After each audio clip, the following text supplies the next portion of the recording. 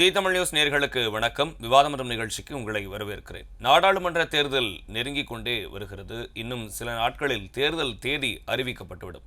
இந்த நாளில் பிரதமர் மோடி பல மாநிலங்களுக்கு சென்று தன்னுடைய பரப்புரையை தொடங்கியிருக்கிறார் என்றுதான் சொல்ல வேண்டும். அந்த வகையில் தமிழ்நாட்டுக்கு பிரதமர் மோடி அடிக்கடி வருவதாக சொல்லப்படுகிறது. அவர் தொடர்ந்து தமிழ்நாட்டில் பயணித்துக் கொண்டிருக்கிறார்.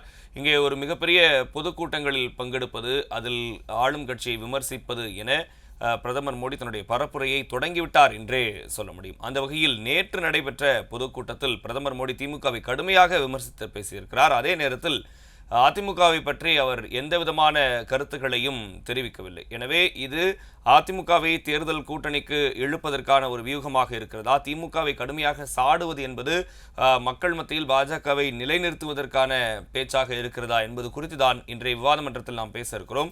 நம்மோடு 4 சிறப்பு விருந்தினர்கள் இணைகிறார்கள்.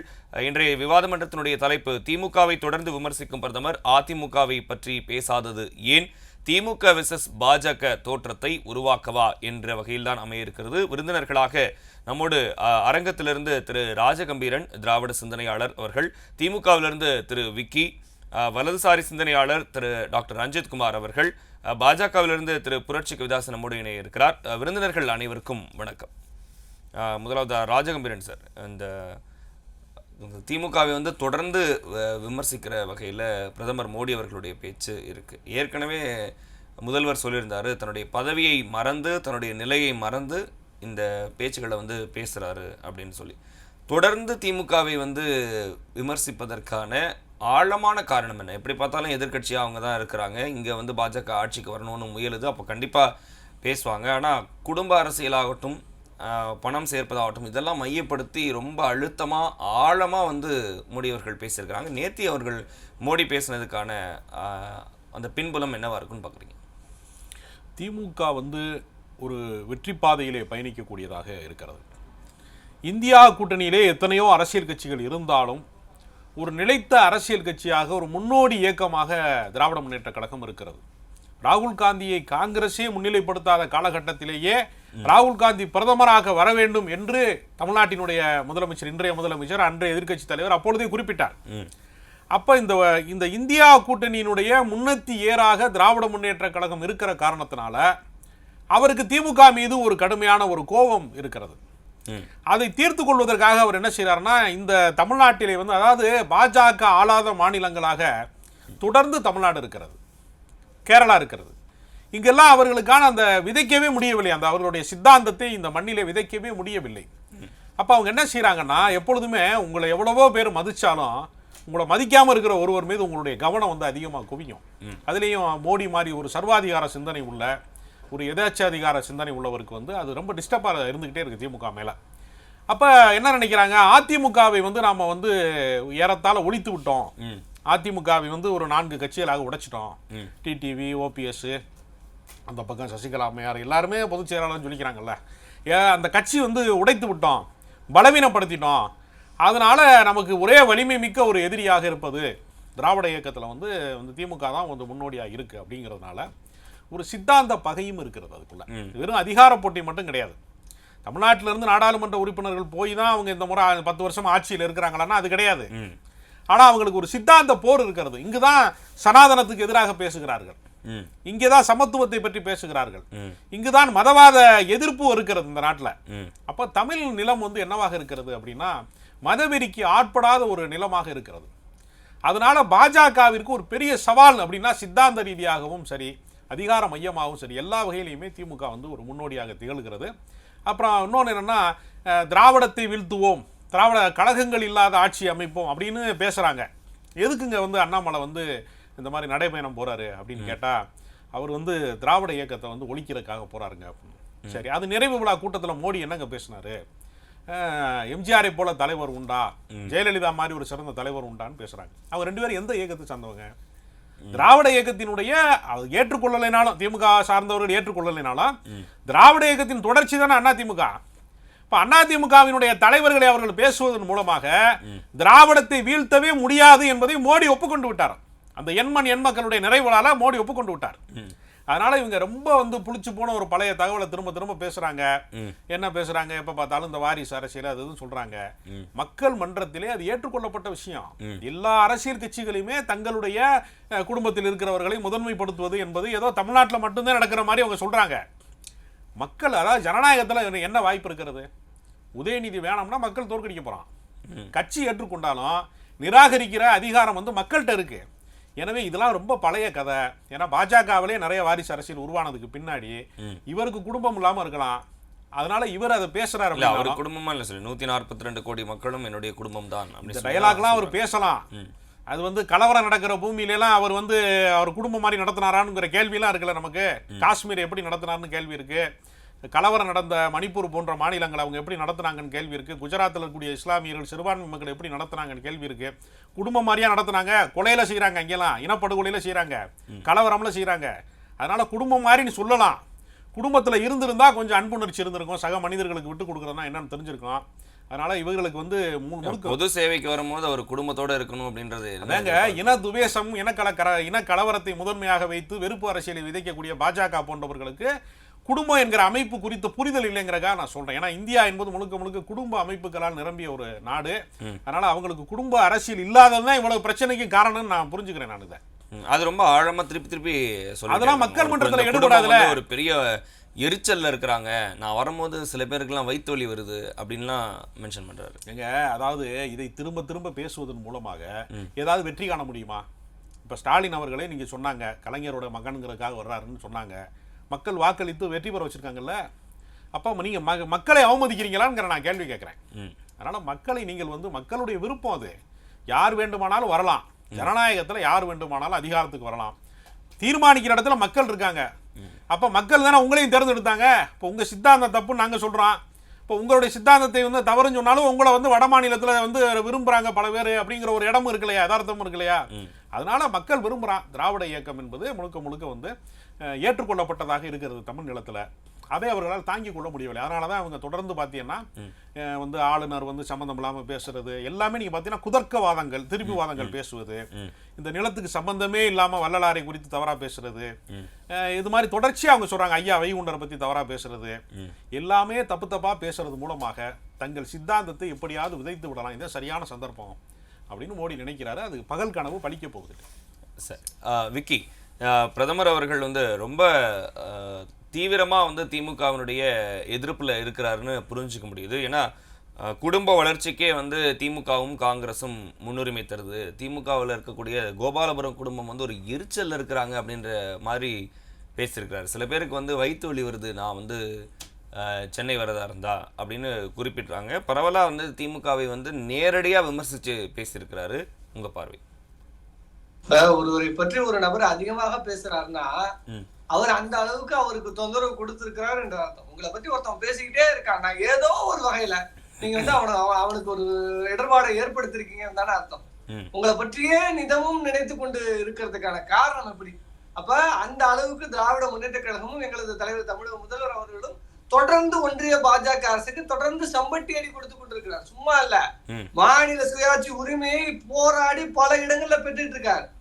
பாபா சாஹேப் அம்பேத்கர் அவர்கள் தான் குறிப்பிடுவார், இழந்த உரிமைகளை பிச்சை கேட்டு பெற முடியாது, அதை போராடித்தான் பெற வேண்டும் என்று சொன்னார். சோ அந்த வகையில் எங்களது முத்தமிழறிஞர் டாக்டர் கலைஞர் அவர்கள் ஒன்றிய அரசிடம் போராடி பெற்ற உரிமைகள் ஏராளம். சோ அந்த வகையில் இன்னைக்கு மாண்புமிகு தமிழக முதல்வர் அவர்கள் இந்த திராவிட மாடல் ஆட்சியை நடத்தி கொண்டிருக்கிறார். அதனால இவங்களால ஒண்ணும் பண்ண முடியல.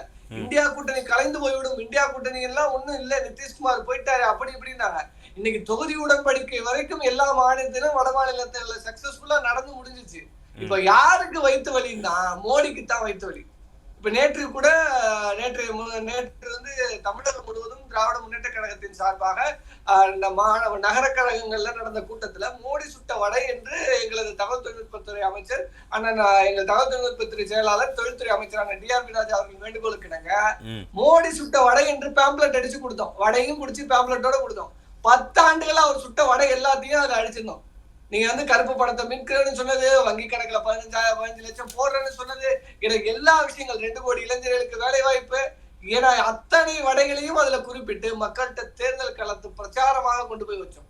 அப்ப அதான் சொல்றோமா, இன்னைக்கு கடுமையாக அதை எதிர்வினையாற்றி கொண்டிருப்பது திராவிட முன்னேற்ற கழகம். அதனால அவர் எங்களை பத்தி தான் பேசுவாரு, வேற வழி இல்லை. இன்னொன்னு, பாஜக வந்து அதிமுகவை பற்றி பேசாம மோடி இருக்கிறதுக்கான காரணம், இதே மோடியை தான் மோடியா லேடியா என்று கேட்டு பிரச்சாரம் செய்து அந்த களத்தில் வெற்றி பெற்றவர் யாரு? மறைந்த முதல்வர் ஜெயலலிதா அவர்கள். எல்லாருக்குமே தெரியும். அப்ப இன்னைக்கு ஜெயலலிதா ஒரு நல்ல நபர், எம்ஜிஆர் ஒரு சிறந்த முதல்வராக இருந்தாரு அப்படின்லாம் பேசுவது, இன்னைக்கு அந்த இடத்துல தலைமை இல்ல. அந்த தலைமை இல்லாத வெற்றிடத்தை நாம அதுல இருந்து வாக்குகளை பெறணும்னு நினைக்கிறார். ஏற்கனவே எப்படி அதிமுக முதுகுல சவாரி செய்து சட்டமன்ற உறுப்பினர்களை பாஜக பெற்றனரோ, அதே போல இப்ப சொல்றாருல அண்ணாமலை, நாங்க கதவு மட்டும் இல்லைங்க, ஜன்னலையும் திறந்து வச்சிருக்கோம், விட்டா பாத்ரூம் கதவு எல்லாத்தையும் திறந்து வச்சுட்டு தான் உட்கார்ந்துருப்பாங்க பாஜக.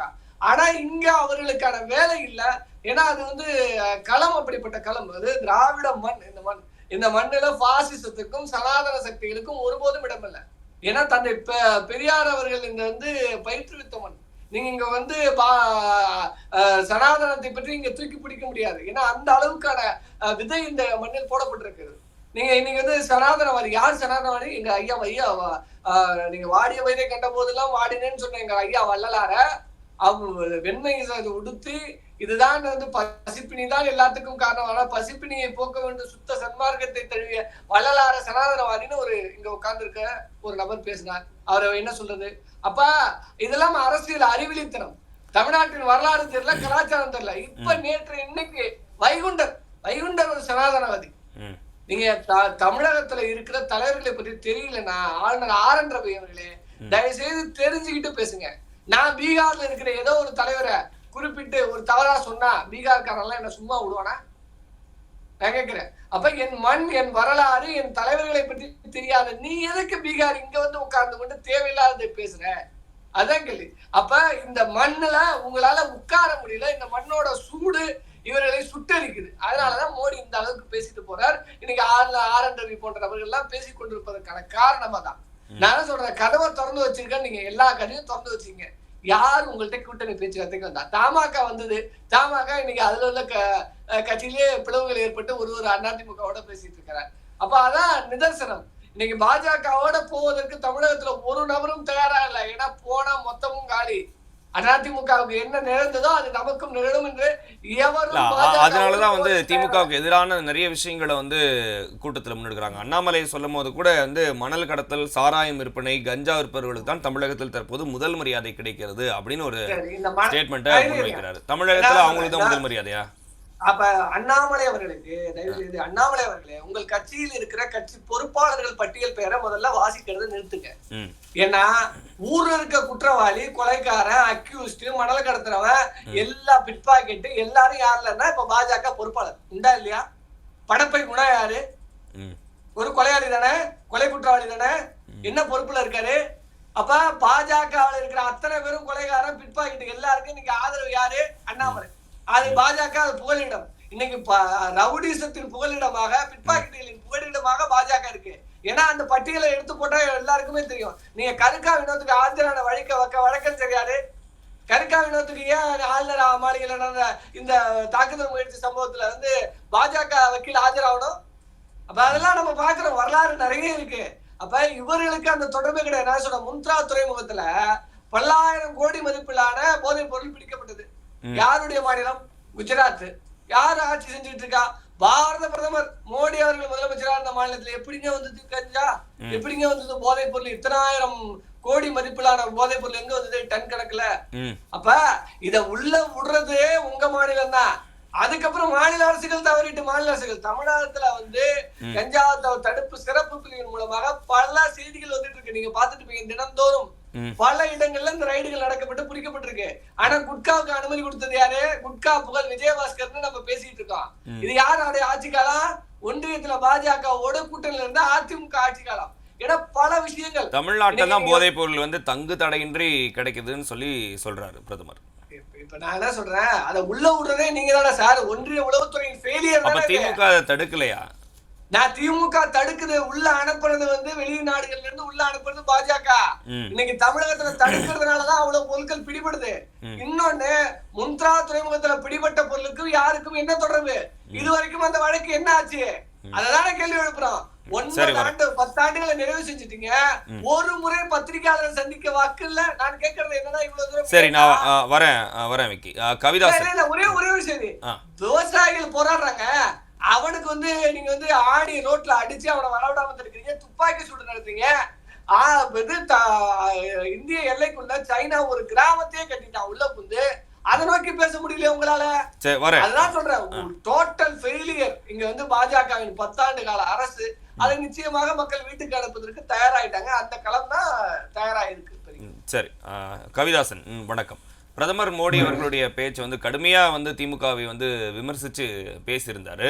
இப்போ இவங்க அதுக்கு சில எதிர்கருத்துக்களை முன்வைக்கிறாங்க. போதைப் பொருளை உள்ள அனுப்புறதே குஜராத் மாநிலத்திலேருந்து தான் வருது.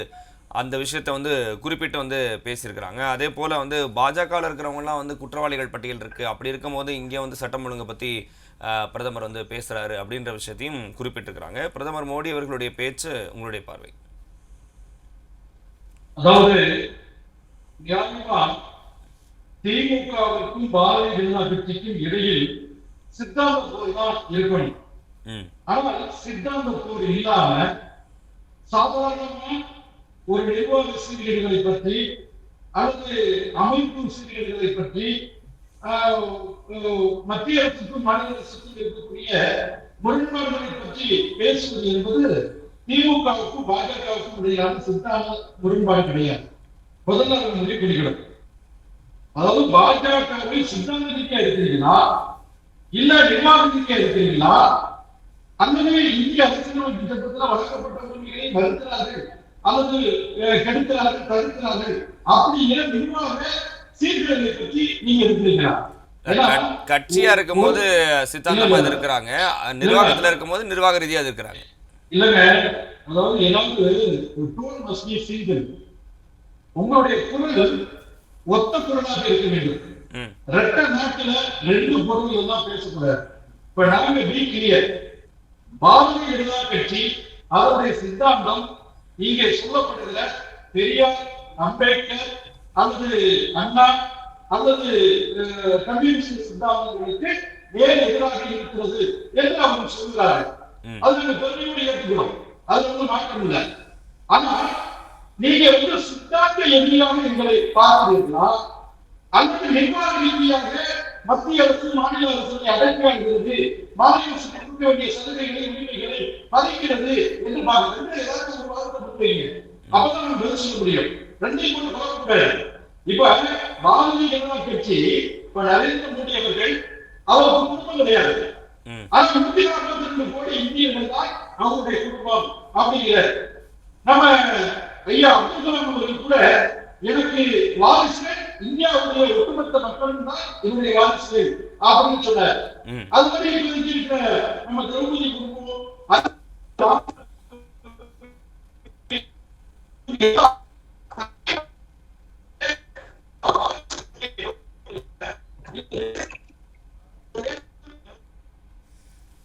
வரேன். ராஜகம்பீரன் சார், இவங்க நம்ம விக்கி குறிப்பிட்டது போல் பாஜகவில் குற்றவாளிகள் நிறைய பேர் இருக்கிறாங்க அப்படின்ற விஷயத்தையும் சொல்கிறார். குஜராத் மாநிலத்திலேருந்து அந்த போதைப் பொருள் அனுப்புகிறாங்கன்னு சொல்கிறார். திமுக அதை தடுக்கணும்ல. இங்கே போதைப் பொருள் மாற்றுறதும் இங்கே தமிழகத்தில் புழக்கத்தில் இருக்கிறதும் அதை குறைக்கிறதுக்கு இங்கே இருக்கக்கூடிய அரசாங்கம் தானே முயற்சி எடுக்கணும். எப்பொழுதுமே மத்திய அரசாங்கத்தினுடைய அதிகாரத்துக்கு உட்பட்ட விஷயங்களை பூராமே மாநில அரசின் மீது பழிசாட்டுவதை இவர்கள் ஒரு வழக்கமாக வைத்திருக்கிறார்கள். போதைப் பொருளை தடுப்பதற்கான முழுமையான அதிகாரம் அமைப்பு யாரிடம் இருக்கிறதுனா ஒன்றிய அரசாங்கத்திடம் தான் இருக்கிறது. இது சர்வதேச கடத்தல். இது மும்பை விமான நிலையம் வழியாக அல்லது துறைமுகம் வழியாக வருகிற விஷயங்கள். இது அதை கட்டுப்படுத்த வேண்டிய இவர்கள் என்ன செய்யறாங்கன்னா, அவர் தமிழ்நாட்டை சேர்ந்தவர் என்கிற காரணத்திற்காக தமிழ்நாடு போலீஸ் மட்டும்தான் இதுக்கு பொறுப்புன்னு சொல்றாங்க. இப்ப சமீபத்தில் கூட ஒரு 3 நாட்களுக்கு முன்பு மதுரையில் 35 கிலோ இந்த மாதிரி போதைப் பொருளை இப்போ சமீபத்தில் பிடிச்சாங்க. பிரகாஷ் என்பவர் கைது செய்யப்பட்டார். ஆனால் இவங்க என்ன நினைக்கிறாங்கன்னா, பிரகாஷ் என்பவர் தனி மனிதர். இந்த வேறொரு வழக்கில் குற்றம் சாட்டப்பட்டவர், அவர் இன்னும் தலைமறைவாக இருக்காரு, இன்னும் பிடிக்கல. அவர் ஏற்கனவே திமுகவில் அங்கம் வகித்தாரு அப்படின்னு சொன்னதுனால உடனடியாக நீக்கிட்டாங்க, நிரந்தரமாக நீக்கிட்டாங்க.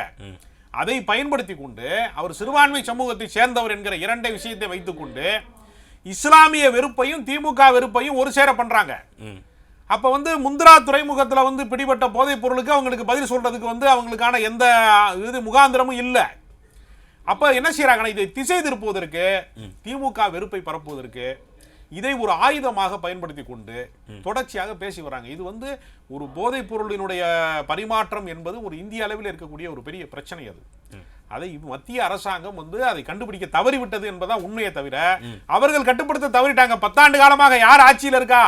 நீங்க தானே ஆட்சியில் இருக்கீங்க. 3 ஆண்டு காலம் தான் திமுக இருக்கு. அது மாநில அரசு. அது மாநில அரசினுடைய அதிகாரம் எது, மத்திய அரசாங்கத்தினுடைய அதிகாரம் எது என்கிற வேறுபாட்டை உணராமல் முழுக்க முழுக்க எல்லா தவறுக்குமே திமுகவின் மீது பழி சாட்டுவது என்பது இவர்களினுடைய நிர்வாக தோல்வியை காட்டுகிறது. இவர்களுடைய கையாலாகாத தனத்தை, இவர்களினுடைய நிர்வாக தோல்வியை காட்டுகிறது. போதைப்பொருள் அப்படின்றது இன்னைக்கு இந்த எலெக்ஷன்ல வந்து ஒரு பெரிய பிளே ஆயிடாதா டிஎம்கேக்கு அகேன்ஸ்டா? அவங்க போதைப் பொருளுக்கு ஆதரவாக இருக்கிறார்களா? இப்போ நான் என்ன கேட்கிறேன்னா, பாலியல் குற்றச்சாட்டுக்கு ஆளான பாஜக காரர்களுக்கு பாஜக ஆதரவாக இருக்கிறதா, எதிர்ப்பாக இருக்கிறதா? அவங்க என்ன செய்யறாங்க, பல்கிஸ் பானு வழக்கில் இருந்து நீங்க வந்து இந்த விளையாட்டு வீராங்கனைகளுக்கு வந்து பாலியல் அத்துமீறல்களை தந்தவர்கள் வரைக்குமே பாஜக பாதுகாக்குது. மணிப்பூர் கலவரம் செய்யறவனா பாதுகாக்குது. இவர் குறிப்பிட்டார் இல்லையா, விக்கி குறிப்பிட்டார் இல்லையா, தமிழ்நாட்டில் பல ரவுடிகள் பட்டியலை பூரா கொண்டு வந்து பாஜக நிர்வாக பட்டியலை மாத்துது. அப்படிப்பட்ட வேலையை திமுக செய்திருக்கிறதா? திமுக தவறு என்று தெரிந்த அடுத்த வினாடியே அவரை கட்சியிலிருந்து நிரந்தரமாக நீக்குகிறது. எனவே அதை இதையும் ஒப்பிட முடியாது. சரி விக்கி, கவிதாசன் சார் இணைப்பில் இருக்கீங்கன்னு நினைக்கிறேன். ராஜகம்பீரன் சார் சொன்னதனுடைய உங்களுடைய கருத்து, நீங்க தொடர்ந்து பேசிட்டு இருந்தீங்க, பேசுங்க. இல்ல, அதனால நீங்க நல்லவர் வந்து சனாதனவாதியா இல்லையா என்பதை தீர்மானிக்க வேண்டியது திமுக காரர்கள் கிடையாது. வள்ளுவர் சனாதனவாதியா இல்லையா என்பதை தீர்மானிக்க வேண்டியது திமுக காரர்கள் கிடையாது. ஏன்னா அவங்களுக்கு சனாதனம் என்றாலும் தெரியாது, அறியாது. முதல்ல இந்து என்று சொன்னால் திருநெல் என்று சொன்னவர் தான் டாக்டர் கலைஞர் அவர்கள். இப்பொழுது இந்து என்று சொன்னால் தேசிய விடுதலை என்று சொன்னவர் தான் நம்முடைய திருமாவளவர்கள். அதனால இந்து என்று சொன்னால் அசிங்கமா இருக்கக்கூடியது என்று சொன்னவர்கள் தான் நம்முடைய ஆளுநர்கள் கும்பல். அதனால திராவிட முன்னேற்ற கழகத்திற்கும் ஆன்மீகத்திற்கு என்ன சம்பந்தம்? அவர்கள் ஆன்மீகத்தை பற்றி, நம்பிக்கையை பற்றி, இந்துக்களை பற்றி, சனாதனத்தை பற்றி, இந்து தர்மத்தை பற்றி, 4 வருடத்தை பற்றியும் 4 வேதத்தை பற்றியும் பேசுவதற்கு என்ன அடிப்படை அறிவு முகாந்திரம் தகுதி இருக்கிறது? எதுவுமே இல்லை. நாங்க ஒரு கடவுள் மறுப்பாளர்கள் அப்படின்னு சொன்னா நீங்க கடவுள் மறுப்பீங்களா? கடவுள் பேசுறீங்க, ஏன் உருவாக்குறீங்க? இல்ல, அவங்க மூட நம்பிக்கைகளை எதிர்த்து தான் கருத்துக்களை சொல்றாங்களே தவிர சாமியே கும்பிடக்கூடாது அப்படின்னு சொல்லல. தமிழ்நாட்டுல எல்லா கோயில்களும் சிறப்பாக தானே இருக்கு இல்லையா? இல்ல, மூட நம்பிக்கைகளை எதிர்ப்பது என்று சொன்னால் பைபிள்ல மூட நம்பிக்கை இல்லையா? திருக்குறள்ல மூட நம்பிக்கை இல்ல. தமிழக கோயில்கள்ல எதுவும் புறக்கணிப்பு இருக்கா? யாரும் சாமி கும்பிடக்கூடாது, இந்துவிசத்தை யாரும் ஃபாலோ பண்ணக்கூடாதுன்னு தமிழ்நாட்டுல எந்த விதமான ரூலோ இல்ல மறைமுகமா தாக்குறதோ எதுவும் இல்லையே. இன்றைக்கு நவீன, அதாவது சாதனை விஞ்ஞானம் தீண்டாமை, அன்டச்சபிள், அன்சீயபிள், தொடக்கூடாதவர்கள், பார்க்கக்கூடாதவர்கள், இது இரண்டுக்கு மேல இப்போ வந்து நவீன தீண்டாமை ஒன்று இருக்கு. அது படிச்சவன் செய்ய தீண்டாமை. அதாவது படித்தவன் பொய்யும் கொலையும் செய்தால் ஐயோ என்று போவான் என்று பாவனைப்பாடுவார். அந்த படித்தவன் செய்த தீண்டாமை இருக்குல்ல, அது வந்து இன்டெலெக்சுவல் டிசபிலிட்டி அப்படின்னு சொல்லுவாங்க. ஆக இந்த 3 விதமான தீண்டாமை, ஒன்று விசிபிளா இருக்கக்கூடிய தீண்டாமை, இன்னொன்று இன்விசிபிளா இருக்கக்கூடிய தீண்டாமை. இந்த ஒட்டுமொத்த தீண்டாமையை பாதுகாக்கக்கூடிய காவல் யார்? போலீசார்த்தி அண்டர்ஜெக்டி யாருன்னா திமுக தான். இந்த திமுக ஆட்சியில தான் இன்னைக்கு பட்டியல் சமூக மக்களுடைய குடிநீர்ல மனம் வைக்கப்படுகிறது. இந்த திமுக ஆட்சியில தான் பட்டியல் சமூக மக்களுடைய குடிநீர்ல சிறுநீர் கலக்கப்படுகிறது. இந்த திமுக ஆட்சியில தான் பட்டியலின மக்களுடைய கிராமங்கள் எரிக்கப்படுகிறது. இந்த திமுக ஆட்சியில் இருக்கிற மிக முக்கியமானவர்கள் தான் நாங்க போட்டு பிச்சதா பட்டியல் சமூகத்திலிருந்து உயர்நீதிமன்ற நீதிபதிகள் வந்தார்கள். நாங்க போட்டு பிச்சதா நீங்க மந்திரியானீங்க, நாங்க போட்டு பிச்சதா நீங்க படிச்சீங்க, நாங்க போட்டு பிச்சதா நீங்க பிஎஸ்சி பிகாம் எம்எல் படிச்சீங்க அப்படின்னு சொல்லி காட்டக்கூடிய சுயமரியாதை தன்மானத்தை பாஜக கொண்டு வந்தா திட்டம், திமுக கொண்டு வந்தா பிச்சையாது. அதே பாஜக ஒரு ஸ்கீம் மூலமா கொண்டு வந்தா டெவலப்மெண்ட் ஸ்கீம், எங்களாலதான் இவங்க மேல வந்திருக்காங்க அப்படின்னு சொல்லுவீங்க. திமுக வந்து ஒரு திட்டத்தை கொண்டு வந்தா வந்து நாங்க போட்ட பிச்சை தான். அவங்க சொல்லி காட்டக்கூடாது, அவங்களுடைய திட்டங்களை நீங்க சொல்லி காட்டுறீங்கல்ல. பிரதமர் அவருடைய திட்டத்தை சொல்லி காட்டுறாரு, திமுக திட்டத்தை சொல்லி காட்ட தானே செய்வாங்க. சாதாரண என்ன சொல்லுங்க, நீங்க வடையெல்லாம் சுற்றி பேப்பர்ல வச்சிருக்கீங்க, நாங்களும் சொல்றோம் வடை வாங்க திமுக எங்க வடை எடுத்து பார்ப்போம், ஒரு வாரத்துல நீங்க வைக்கிறீங்க, அந்த வடை என்னாச்சு? 2 ஏக்கர் நிலப்பரப்பு எடுத்தீங்க, அந்த வடை என்னாச்சு? விவசாயிகளுக்கு குறைந்தபட்ச ஆதார விலை நிர்ணயிக்க கொடுத்தீங்க, அந்த வடை என்னாச்சு? தமிழ்நாட்டுல அணைக்கட்டு கட்டுவோம் அப்படின்னு அந்த வடை என்னாச்சு? தமிழ்நாட்டுல மேகதாதுல இருந்து நான் அணைக்கட்டை உருவாக்கணும்னு சொல்லிருக்கீங்க, இன்னைக்கு கம்பெனி இருக்கு, இன்னைக்கு வசதிட்டாங்க, அந்த வடை என்னாச்சு? முல்லை பெரியாறு அந்த வடை என்னாச்சு? கட்சியினர் சாதாரண அந்த வடை என்னாச்சு? 1,29,000 பதவிகளுக்கு கூட்டா போனீங்க, அந்த வடை என்னாச்சு? தமிழ்நாட்டில் வடக்கால மொழியா தமிழ் கொண்டு வந்தீங்க, அந்த வடை என்னாச்சு? தமிழ்நாட்டுல அரசு மொழியாக தமிழை ஆக்குவது சொன்னீங்க, அந்த வடை என்னாச்சு? கும்மடி மொழியை தாங்க திமுக தெரியாதுங்க. இன்னைக்கு உலகம் முழுவதும் வன்முறை தெரிகிறது, உலகம் முழுவதும் கல்வியை கூப்பிடுறதா இருக்கிறது, இன்னைக்கு உலகம் முழுவதும் கல்வியை பேசுறாங்க. ராஜராஜ சோழன் தெரிகிறது, ராஜேந்திர சோழன் தெரிகிறது. நீங்க உடனே மத்திய மந்திரி இருந்தீங்க, நீங்க உடனே மத்திய மந்திரி இருந்தீங்க, என்ன வரைய சொன்னீங்க, என்ன வரைய சொன்னீங்க? சரி வரேன் கவிதாசன் வரேன். ரஞ்சித் சரி வரேன் வர வர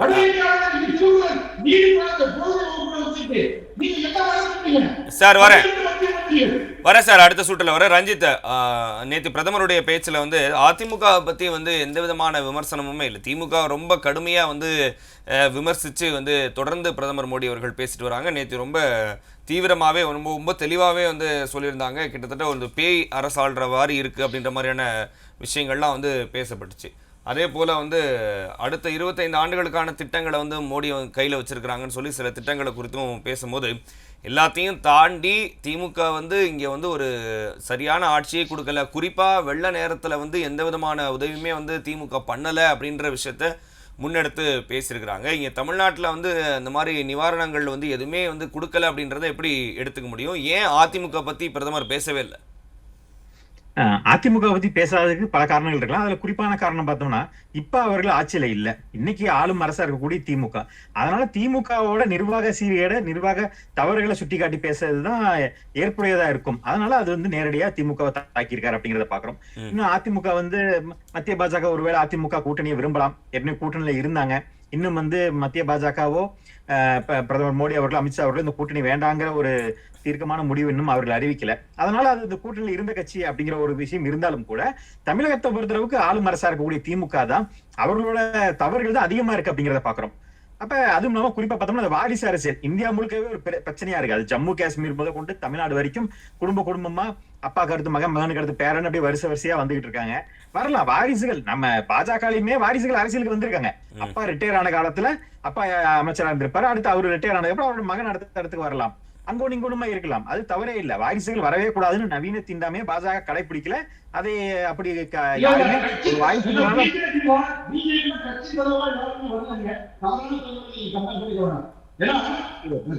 பாஜக இன்னும் தடுக்கல. ஆனா அது மாதிரி ஜவஹர்லால் நேரு இந்திரா காந்திக்கு பிறகு ராஜீவ் காந்திக்கு பிறகு ராகுல் காந்தி, பிரியங்கா காந்தி, சோனியா காந்தி, இப்படி யாரும் கட்சி ஆட்சேபடல வந்திருக்கிறார். ஆனா பெருமை அடிப்படையில அந்த குடும்பத்தில் மெம்பரா கலந்துக்கிறதுனாலேயே ஆளுநருக்கான தகுதி வசதி வாய்ப்பு திமுக இருக்கிறது.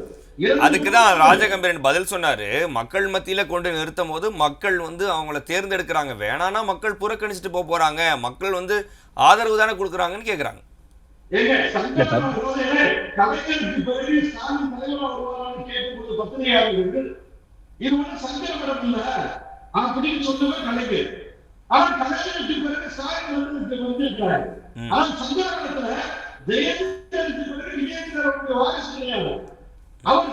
அடிப்படையில் வர்றாரு. அதனால இன்னைக்கு ஜனநாயக கூட்டமா இருக்குது. ஆனால் அதிகாரம் ஜனநாயகத்தினுடைய பதிவிடமாக இருக்கிறது.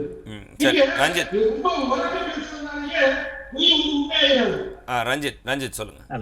இல்ல இப்ப திமுகவினர் சொன்னாங்க மோடி சுட்ட வடைன்னு வித்தோம் அப்படின்னு சொல்லி மோடி சுட்ட வடையை வந்து எல்லாத்துக்கும் கொடுத்தாங்கன்னு. அதை திமுகவினரே வாங்கி ரசிச்சு ருசிச்சு சாப்பிட்டு இருக்காங்க. ஏன்னா மோடி மேல அவ்வளவு நம்பிக்கை, அவ்வளவு பற்று. அதாவது மோடி வடைன்னு சொன்னா அது கூட போனி ஆகுது. ஆனா திமுக சுட்ட வடைன்னு சொல்லியிருந்தா அது போனி ஆயிருக்காது. கலைஞர் காலத்துல இருந்து இவர்கள் சுட்ட வடை இன்ன வரைக்கும் போனி ஆகலைங்கிறத பாக்குறோம். திமுகவை விட பாஜக பொய்யில சிறந்ததுன்னு ஒப்புக்கொள்றீங்களா? தமிழகத்துல கட்சி இல்லைங்க வடை கெட்ட திமுகவோட பாஜக அதிகமா பொய்கள் சொல்லிருக்கீங்க ஒப்புக்கொள்றீங்க நீங்க இல்லையா? ஒப்புக்கொள்றதுக்கு நன்றி. வடைன்னு சொல்றீங்க, வடைய சொல்றேன். உங்க போனி இப்ப நீங்க சொல்ற வடை போனி ஆகாதுங்கிறேன். 10 ஆண்டுகள் மக்கள் உங்களை எங்க வச்சிருந்தாங்கன்னு பார்த்தோம். தமிழகத்துக்காக கட்சி நடத்தணும்னு சொன்ன உங்களையே மக்கள் புறக்கணிச்சாங்க. அதை நீங்க பார்க்கவே இல்லை. பாஜக இங்க மெல்ல மெல்ல வேரூன்றி வந்துட்டு இருக்கு அப்படிங்கறத பாக்குறோம்.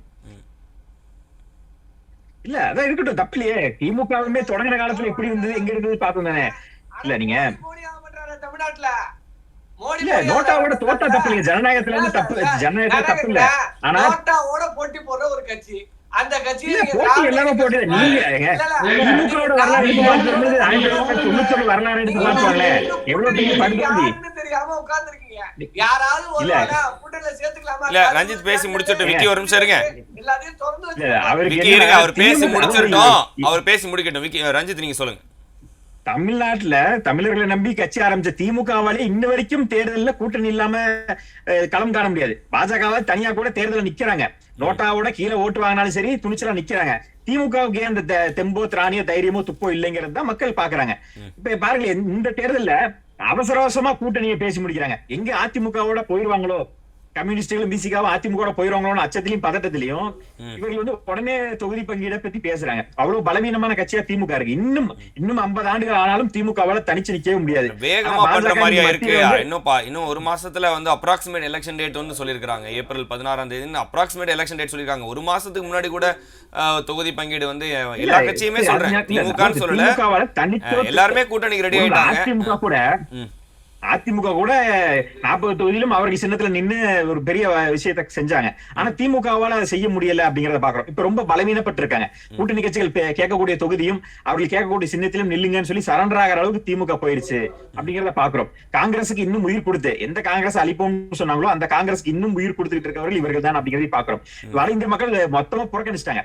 அமேதி ரேபரேலி தொகுதியிலேயே ஏற்கனவே காங்கிரஸ் துரத்தி அடிக்கப்பட்டது. கடந்த தேர்தலில் பார்த்தோம் 2014 2 தொகுதியில ஜெயிச்சாங்க. 2019 அது ஒண்ணா மாறிச்சு. இப்ப அதுவும் ஜெயிக்க போறதுன்னு தெரிஞ்சுதான் சோனியா காந்தியே வந்து ரேபரேலி விட்டுட்டு ஓடிட்டாங்க, ராஜ்யசபாக்கு போயிட்டாங்க. அங்கேயும் ஜெயிக்க முடியாது. எப்படி இந்திரா காந்தி ரேபரேலி நீலகிரி விட்டு ஓடினாரு, அதை சொல்லுங்க சேர்த்து. எல்முருகை வந்து நீலகிரி விட்டு ஓடிட்டாரு. எப்படி நீலகிரி எல்லாம் ஜெயிக்க போறாருன்னு புல்டப் எல்லாம் கொடுத்தாங்க பாஜக. அவர் கூட மத்திய பிரதேசத்தின் வழியா வர்றாரு, அதெல்லாம் சொல்ல மாட்டேங்கிறீங்க.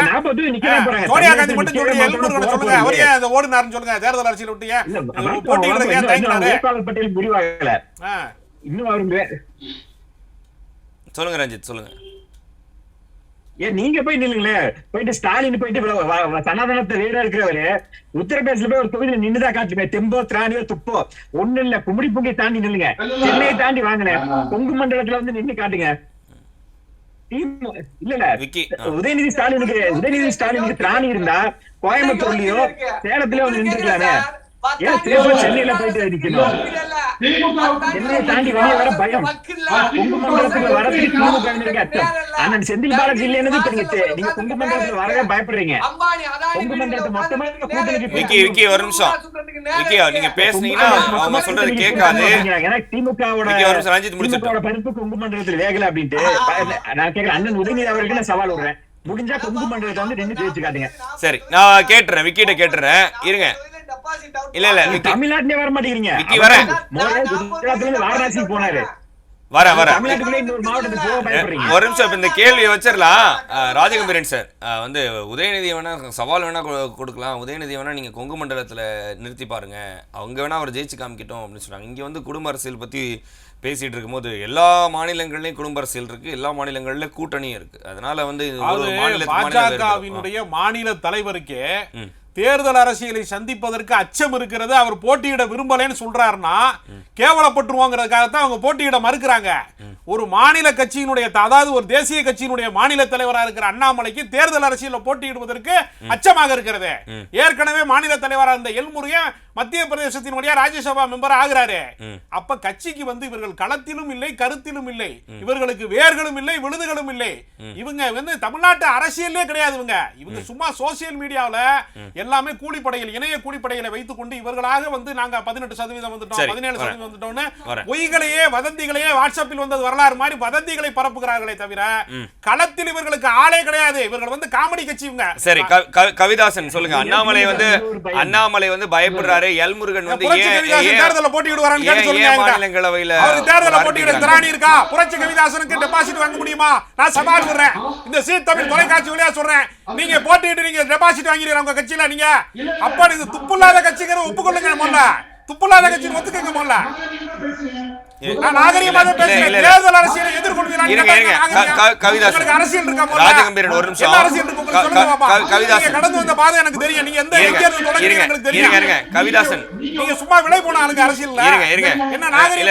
தனி மனித தாக்குதல் இருக்கக்கூடாது.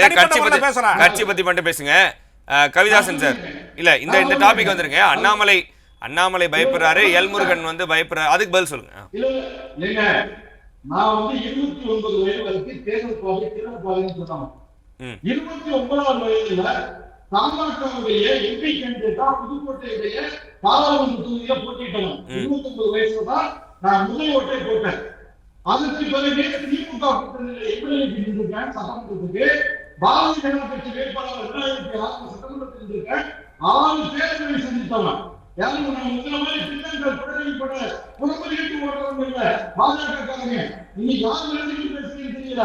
நான் பகிரங்கமா சவால் பண்ணுங்க. எல்முருகன் கடந்த சட்டமன்ற தேர்தலில் 1000 வாக்குகள் வித்தியாசத்துக்கு தான் தோத்தாரு.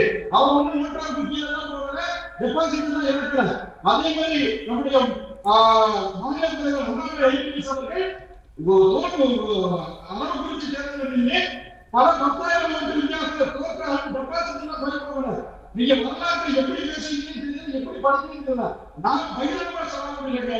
நீங்க வந்து திராவிட பூமி அப்படின்னு தெரிஞ்சாதான் ஆந்திரா, கர்நாடகா, கேரளா, புதுச்சேரி, தமிழ்நாடு திராவிட பூமி இல்லைங்க. நான் சவாலுக்கு சொல்றேன். தமிழ்நாட்டை தவிர தமிழ்நாட்டுக்கு வெளியில இந்த திராவிட சிந்தனையாளர்கள், திராவிட தலைவர்கள் போயிட்டு கேரளாவிலயோ, கர்நாடகாவிலயோ, ஆந்திராவிலயோ அதுக்கு தாங்க இந்தியா கூட்டணி வச்சிருக்கா. இந்தியா கூட்டணி அதுக்கு தான வச்சிருக்கா. எங்க சார்பா ஆளு பாட்டிருக்கா. இதுக்கு மேல என்ன வேணும்? சைனாவுல போய் நிக்கிறதுல சைனாவோட கூட்டணி வச்சீங்களோ தெரியல. திடீர்னு சைனாக்கு வேற விசுவாசம் காட்டுறீங்க திமுகவினர். சைனா கொடி எல்லாம் போட்டு விசுவாசம் காட்டுறீங்க. காரங்களோட பேசுற மாதிரிங்க. சைனா ஆக்கிரமிப்பை பாஜக வரவேற்றதா? பாஜக ஏற்றுக்கொண்டதா? தோற்று போனது. சீனா ஆக்கிரமிப்பை ஏற்றுக்கொண்டவர்கள் நீங்க. உங்க ஆட்சி தோற்று போன ஆட்சி, நிர்வாக ரீதியா தோற்று போயிட்டீங்க.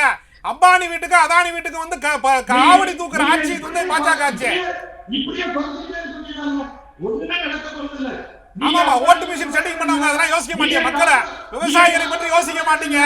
மணிப்பூர் பெண்கள் வந்து பாலியல் வன்புணர்வானா நீங்க யோசிக்க மாட்டீங்க.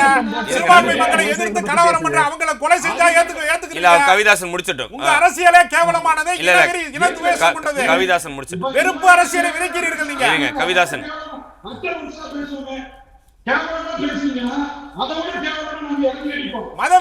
மதவெறி அரசியலை பண்றவங்க உங்க நாகரிகத்தை எதிர்பார்க்கல. இருங்க நாகரிகம் இருக்காது. ராஜகம்பீரன் ஒரு நிமிஷம். அரசியலை, இனவெறி அரசியலை, வெறுப்பு அரசியலை இல்ல அப்படி வேண்டாம் முழுக்க விதைக்கக்கூடிய ஒரு பாசிச கட்சி பாஜக என்கிற காரணத்தினால அரசியல் நாகரிகத்துக்கும் பாஜகவுக்கு சம்பந்தம் கிடையாதுங்க. அரசியல் நாகரிகத்துக்கு பாஜக இருங்க. கவிதாசன் உங்களுடைய கவிதாசன் இல்ல இப்போ தமிழ்நாட்டை தாண்டி திமுக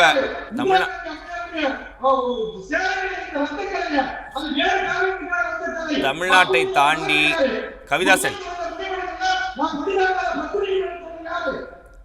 உங்களுடைய சவால் என்னவா இருக்கு?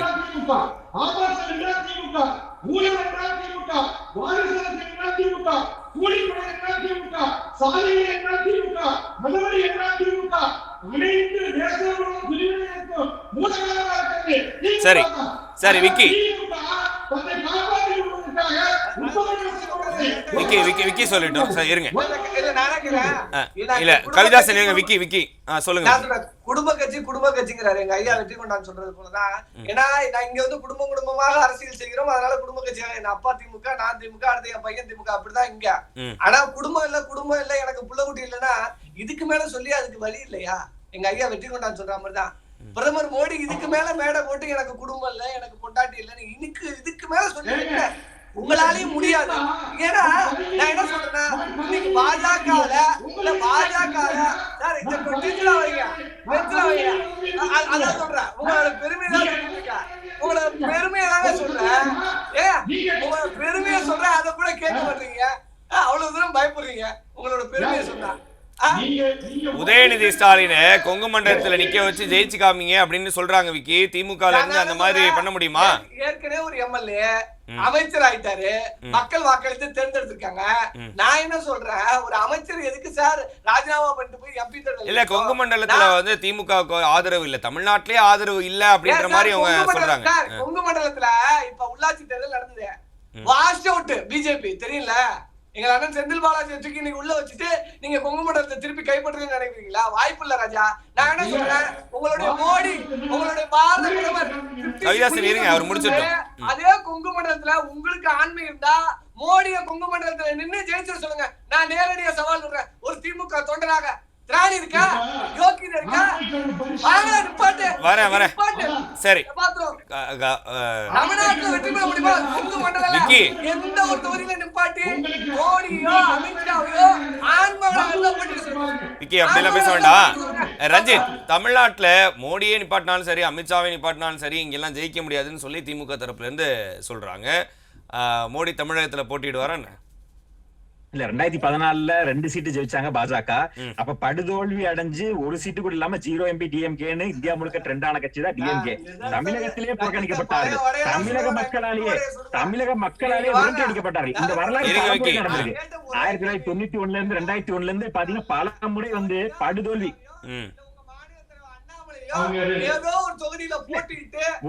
போட்டி போடுவாங்க. மோடி அவர்கள் வந்து குஜராத்தை தாண்டி வாரணாசி வந்திருக்கிறாரு. இன்னொரு தொகுதி இருக்கு இல்லையா, ஏதோ பையன் நிப்பாரு. இன்னும் அறிவிப்பு இருக்கு, இன்னும் நேரம் இருக்கு. ஒருவேளை போட்டி போடலாம். அடுத்த 60 நாட்கள் போட்டி போடலாம். இல்ல அடுத்த 60 நாட்கள் ரொம்ப வேட்பாளர் பட்டியல் இன்னும் இறுதி ஆகல. அண்ணாமலை அவர்கள் போட்டி போட மாட்டாங்க சொல்ல. தமிழ்நாட்டுல பாஜக போட்டி போட போறாங்க. 40 தொகுதி இருக்கு, நிச்சயமா போட்டி போடுவாங்க. இல்லாத மாநிலத்தை வெற்றி பெறுங்க. கல்வி அறிவு இல்லாத இல்ல நாங்க அதான் கேட்கிறோம். கல்வி அறிவு அதிகமா நீங்க வர மாட்டீங்க. ஏன் 2026 உதயநிதி போட்டு போட தயாரா இருப்பாரா? மாநில தாண்டி மாநிலம் வர வேண்டாங்க. ஒரு நிமிஷம் ரஞ்சித் முடிச்சிட்டு விக்கி, அவர் பேசுறதே கேட்காது. அப்படி பண்ணாதீங்க. ஒரு நிமிஷம் விக்கி, அவர் பேசி முடிச்சிட்டு ரஞ்சித் அதாவது இது வட இந்திய தென்னிந்திய ரஞ்சித் அமைதியா இருங்க. விக்கி ஒரு நிமிஷம் அவங்க பேசட்டும். ரஞ்சித் உங்களுடைய இறுதி கருத்து.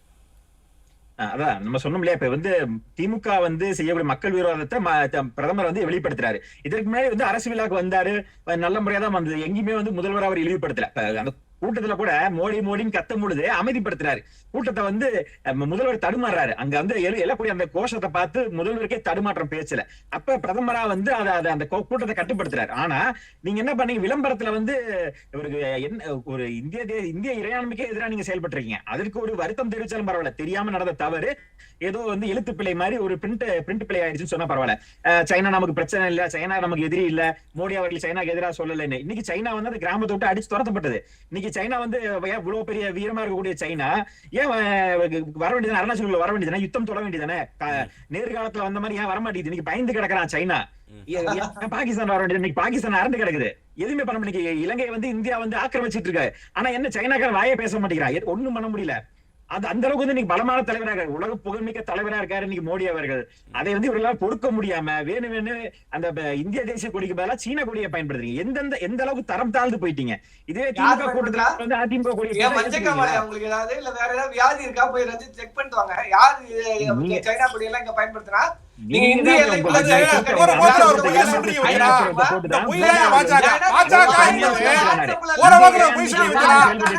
சிறப்பான அமைச்சரே சொன்னாரு. இவ்வளவு பெரிய முட்டாள்தனமான கருத்து சொல்லலாமா நீங்க? புத்தகம் எடுத்திருக்கீங்களா? புத்தகம் எடுத்திருக்கீங்களா? பற்றே கிடையாதுன்னு தெரியும். அதுக்காக சீனாவுக்கு விசுவாசம் காட்டினீங்களே. அத நான் சொல்றேன், யோக்கியதை இல்ல. நான் அதெல்லாம் கேக்குறேன், நீங்க ஆவுன்னா பாகிஸ்தான் சைனான்னு போறீங்களா? அவன் கட்டி இருக்கிற அந்த நகரத்தை அழித்துடுங்களே, அதை உங்களால பண்ண முடியலையா? அதுக்கு செய்தி பார்க்கல. அதற்கு மோடிக்கு செய்தி பார்க்கல.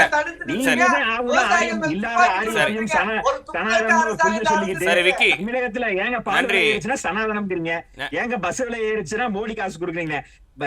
பப்ளிக் டிரான்ஸ்போர்ட் வந்து ரோட் டிரான்ஸ்போர்ட் வந்து ஸ்டேட்ல இருக்கு, அதுக்கு மத்திய அரசு கவர்னருங்கிறீங்க. கவர்னர் கையெழுத்து போடாததுக்கு பால் விலை ஏறினதுக்கு சம்பந்தமே கிடையாது. கவர்னர் துணை கூப்பிட்டுக்கிறீங்க. ஆமா, பீகாரிக்கு வந்து தமிழ்நாட்டுக்கு கலாச்சாரம் தெரியாது, பீகாரியே வாய முடுங்குறோம், அவ்வளவுதான். சரி, இல்ல அதே பீகாரி தான் உங்களை ஜெயிக்க வச்சாரு. நீங்க அதே பிரசாந்த் கிஷோர் தான் பீகார்ல இருந்து வந்த ஒரு பீகாரி எங்கள் வள்ளுவனை பத்தி உனக்கு என்ன தெரியும்? கைபர் கலவாய் போலான் வழியாக வந்த எங்கள் வள்ளலாரையோ எங்கள் வைகுண்டரையோ பத்தி தெரியாது. நன்றி. பஞ்சமலைக்கு வந்த பராரிகள் கூட்டம். விக்கி உங்களுடைய இறுதி கருத்து.